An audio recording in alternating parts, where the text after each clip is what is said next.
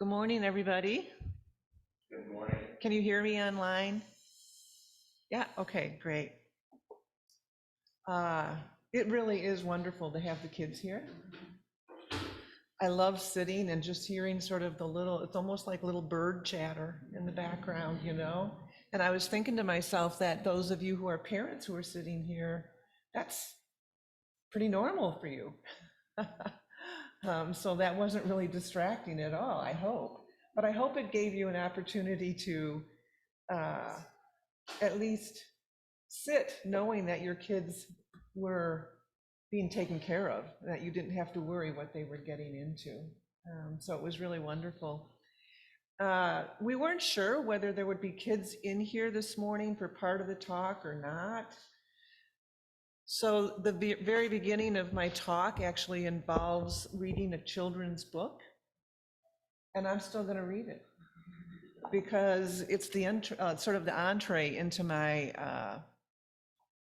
my talk, which is going to be a little shorter than usual. We usually talk from like 10 till 11, but we're going to shorten it today so that we can move into kinship hour. If you're able to stay with us, we have some wonderful leftovers from last night.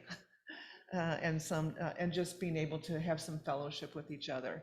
It's a little awkward for me. The screen is right in front of me, and the people in the room are over to my right. So I apologize in terms of talking. I'll try to know that I'm aware of you on the screen. I'm not trying to ignore you. So anyway, the book I'm going to read, it'll just take me a few moments. Is one that probably many of you are familiar with. It's actually over 30 years old. And I learned as I was trying to find a copy of it at the library that it actually was made into a movie about 10 years ago.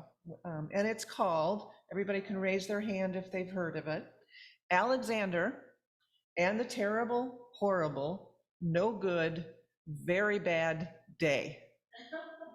So everybody who knows this book, you can raise your hand. Okay. Yeah. It's by Judith Vorst, who certainly has written a lot. So it starts out, I'm just going to show the picture one time. Probably it's hard to see, but you can just see there's a little boy in the middle of the picture. And it starts out, I went to sleep with gum in my mouth, and now there's gum in my hair. And when I got out of bed this morning, I tripped on the skateboard, and by mistake, I dropped my sweater in the sink while the water was running, and I could tell it was going to be a terrible, horrible, no good, very bad day. At breakfast, Anthony found a Corvette Stingray car kit in his breakfast cereal box, and Nick found a junior undercover agent code ring in his breakfast cereal box. But in my breakfast cereal box, all I found was breakfast cereal. I think I'll move to Australia. In the carpool, Mrs. Gibson let Becky have a seat by the window. Audrey and Elliot got seats by the window too. I said I was being scrunched. I said I was being smushed. I said, if I don't get a car seat by the window, I am going to be car sick. No one even answered. I could tell it was going to be a terrible, horrible, no good, very bad day.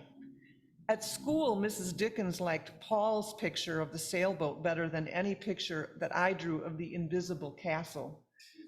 At singing time, she said I sang too loud. At counting time, she said I left out 16. Who needs 16? I could tell it was going to be a terrible, horrible, no good, very bad day. I could tell because Paul said I wasn't his best friend anymore. He said that Philip Parker was his best friend and that Albert Moyle was his second best friend and I was only his third best friend. I hope you sit on a tack, I said to Paul. I hope the next time you get a double-decker strawberry ice cream cone, the ice cream part falls off the cone and lands in Australia. There were 2 cupcakes in Philip Parker's lunch bag, and Albert got a Hershey bar with almonds, and Paul's mother gave him a piece of jelly roll that had little coconut sprinkles on the top. Guess whose mother forgot to pack dessert? It was a terrible, horrible, no good, very bad day. That's what it was, because after school, my mom took us all to the dentist and Dr. Fields found a cavity just in me. Come back next week and I'll fix it, said Dr. Fields. Next week, I said, I'll be in Australia. On the way downstairs, the elevator door closed on my foot, and while we were waiting for my mom to go get the car, Anthony made me fall where it was muddy, and then when I started crying because of the mud, Nick said I was a crybaby, and while I was punching Nick for saying crybaby, my mom came back with the car and scolded me for being muddy and fighting. I am having a terrible, horrible, no good, very bad day, I told everyone.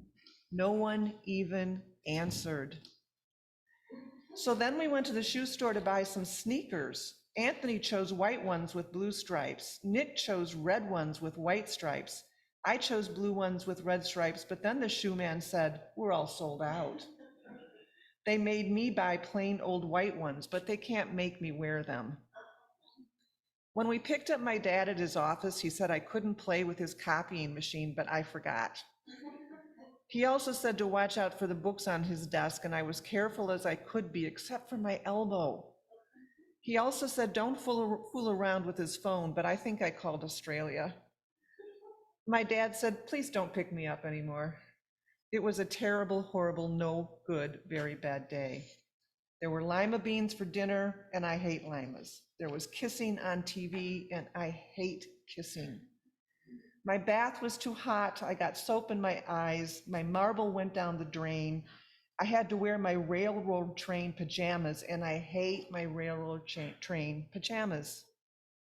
When I went to bed, Nick took back the pillow he said I could keep, and the Mickey Mouse nightlight burned out, and I bit my tongue. The cat wants to sleep with Anthony, not me. It has been a terrible, horrible, no good, very bad day. My mom says some days are like that, even in Australia. I think that's an adult book, right? I have been Alexander before. Has anybody been Alexander, having a very good, very bad day? You know, 30 years ago, in a company that I worked in, my team and I were doing, the team I was on, we were trying a lot of new things in the organization. And somebody brought this work, when we were making mistakes left and right, because we were experimenting. And so somebody brought this book into work, and we made it sort of our mascot. And whoever was really having a bad day, we would pass the book on to them. And they would get to hold it until the next person had a really terrible, no good day. And it just injected a little fun into what was going on for us as a team. But it's just, this book is such a good reminder to me as an adult that some days are like that. Some weeks are like that. Some months are like that. And even sometimes some years are like that. Here's the thing, though, that Zen has helped me awaken to. When these days happen, it's not really that life has gone awry, that there's something wrong with my life, and that there's something that can be fixed, although there might be. It's just that some days are like that. Life is sometimes like that. It's a feature, not a bug, of human living. A full human life is filled with the full catastrophe. You know, in the movie Zorba the Greek, that's where that comes from, the full catastrophe of life. And a character says to Zorba, I don't want any trouble. And Zorba says back to him, life is trouble. Only death is not. We forget that sometimes. We forget, we think that we should be striving for this smooth, ideal, comfortable place in life. But how much calmer or peaceful would our lives be if we could accept that troubles are part of life, like deeply accept it. Not that we lay down and resign ourselves, but that we don't sort of fight it. Pema Chodron says, despite our lifetime of experience with change, because generally when we're upset about things or when things aren't going right in our lives, it means something has changed in a way that doesn't suit us, that we're not happy with. She says, despite our lifetime of experience with change, something within us never stops insisting on stability. We operate under the illusion that experiencing constant security and well-being is an ideal state. And we expend enormous energy trying to orchestrate our lives just so that we'll arrive at this place that we believe is possible, that we believe others have, that we believe the way life is supposed to be.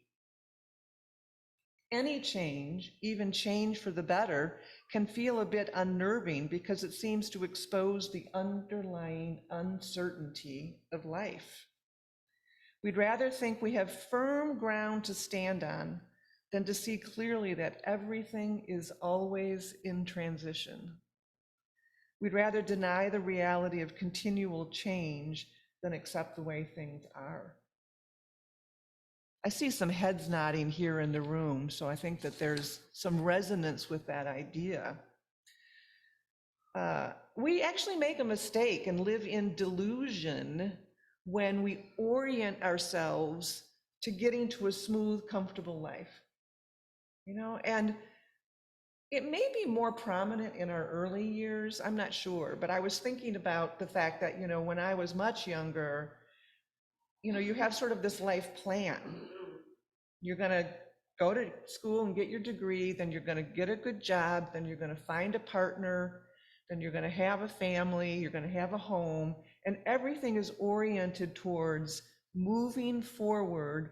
But in the back of your mind is, and then everything will be okay. And we kind of start orienting our life towards that future point at which everything's going to be okay. And those of us who are much older can tell you it never happens.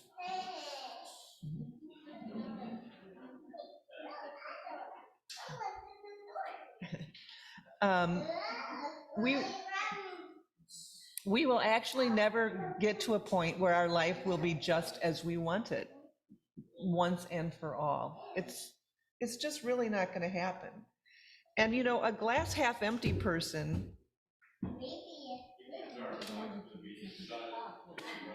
even Dharma talks can sort of have change in them that you're not expecting. Yeah, we just had a little visitor come in and mom and little visitor left, so anyway, what I was saying is we make a mistake when we think that we're going to get to this point where life is just smooth sailing. It just doesn't happen. And a glass half empty person might hear this and be despairing. But a glass half full person might hear this, or a Zen practitioner might hear this and think, how liberating to let this go. Oh my gosh, it's not me. Oh my gosh, everyone has troubles. Oh my gosh, I'm not falling off the path. I'm not falling off the track. This is just the way life is. I can stop grasping, I can stop idealizing, I can stop striving to acknowledge that some days are like that. Experiencing equanimity requires embracing all of life, the full catastrophe. I'm not ignoring that there are times when life is really, really hard. I think probably every single one of us has been through periods in our life that we're just not sure how we're going to get through it. We're just not sure if there's an end. So I'm not ignoring that. I'm not suggesting that we simply lie down and resign, but I'm suggesting that neither should we grasp for a life that is problem-free. as if that is the norm, as if that's the ideal we should be reaching for, and somehow we're just missing the mark. And boy, we are bombarded with messages that tell us that that's true, isn't it? I mean, every day through whatever media you pay attention to, wherever you get your ads thrown at you, or whatever media you watch, we're constantly being told about how we can improve our lives, what we need to do, whether it's to buy a new car or whether it's to excavate our childhood. I mean, it's just the whole gamut, but it's all oriented towards improving ourselves in some way.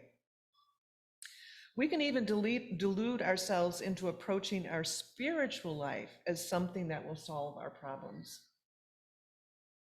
How many of us started our meditation practice hoping it would reduce the stress in our life, make our life more manageable? And you know what? It does. It certainly, for me, it helped with that a lot. But at some point, we begin to appreciate that what our practice provides is not freedom from stresses or challenges, but a way of working with them, a way of acknowledging and appreciating our full lives, the good, the bad, and the ugly. For some of us, our lives will have periods of great flow.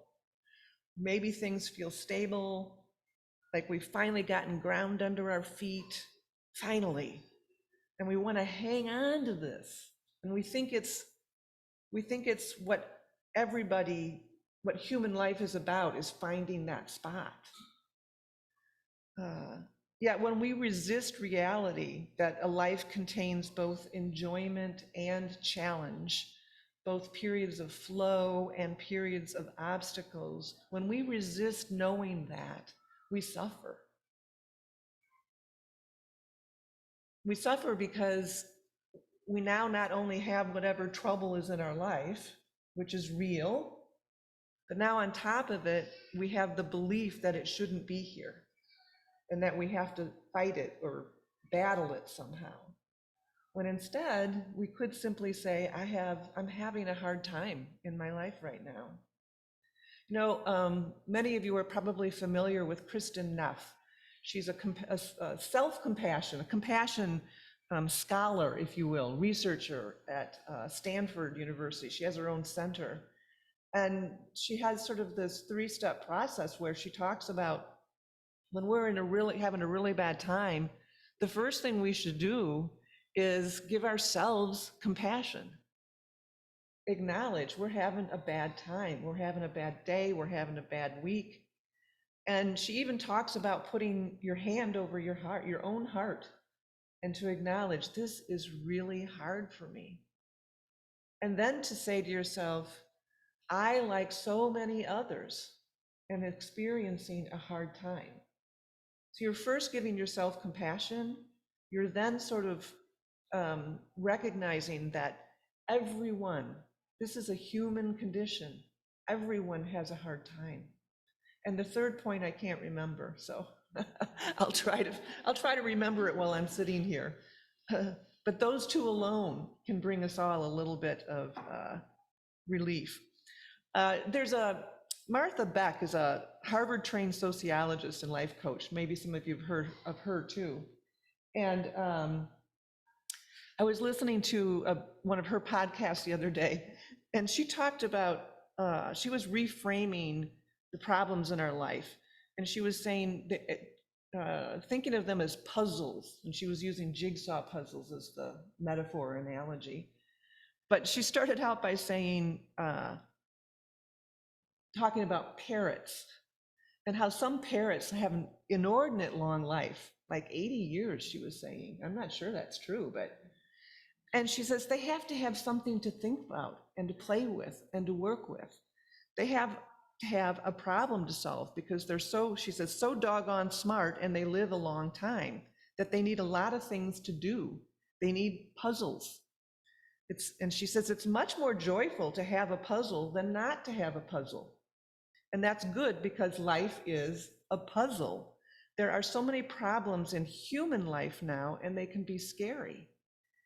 And if we see our life challenges from a perspective of scariness, shut down, we shut ourselves down, we think that this is all there is, then we won't try to solve the puzzle. We'll just sort of sit in it. But if we instead go sort of to a more creative side of us and say, what am I going to do with this? Bring in some curiosity, that we can move ourselves to a point where we can actually start opening ourselves up to solutions rather than just shutting ourselves down because we're too anxious to see anything. When we're very anxious and we're running around, we're likely to get the wrong answers to the puzzles that we try to solve. One of our moms just got a paper airplane delivered by a child. You might see it come flying across the video here. No. One other person, just to wrap up fairly quickly here, that I wanted to say something about. There's another individual whose name is Kate Bowler. Kate's a professor in the Divinity School of Duke University and has been making a name for herself as an author, speaker, podcaster, who looks at the full catastrophe of life through a lens that sees life as beautiful and life as hard, seeing both elements as legitimate. Neither is abnormal, neither is something to fix.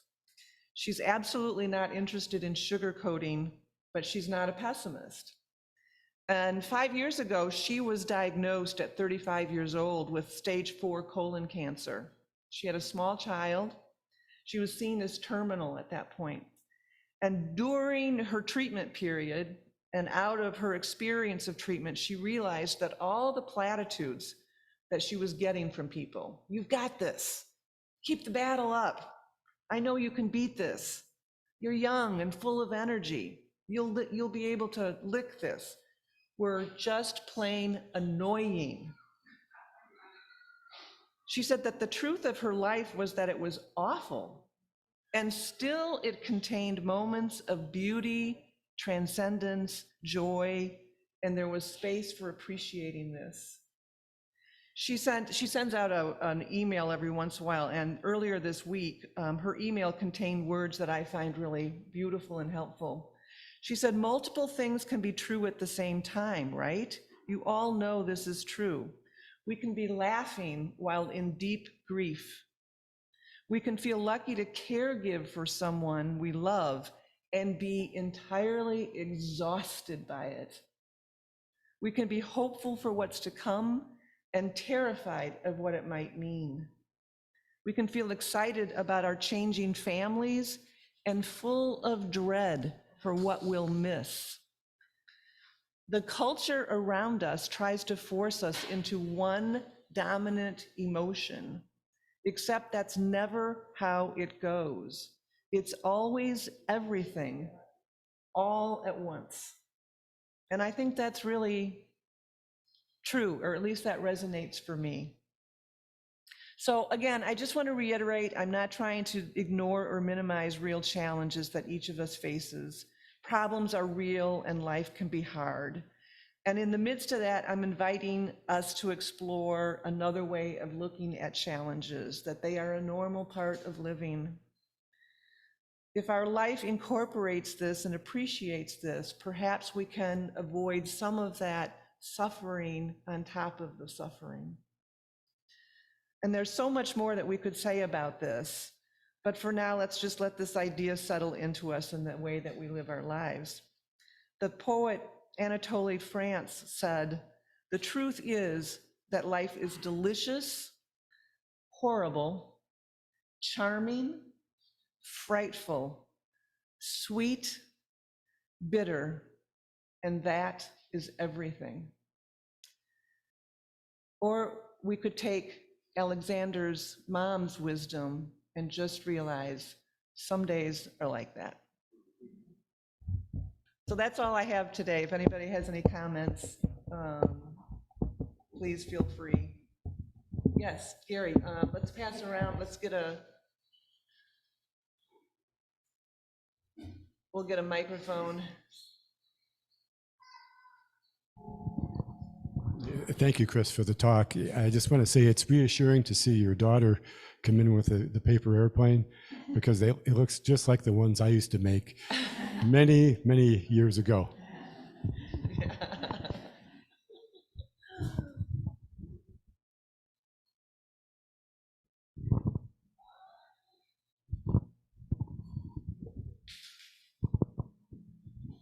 Anyone online, feel free to unmute and just join the conversation here. Sure. On. The story that you read, Alexander, it reminded me, or made me think of the Bodhisattva vow that we chant at the end, where I think the second line, delusions are inexhaustible. I vow to transform them. And he just had so many delusions the way he was thinking. It was comical. Yes, there were a lot of delusions.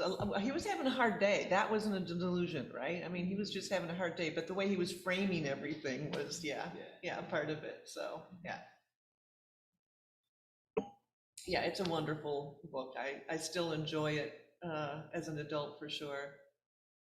So.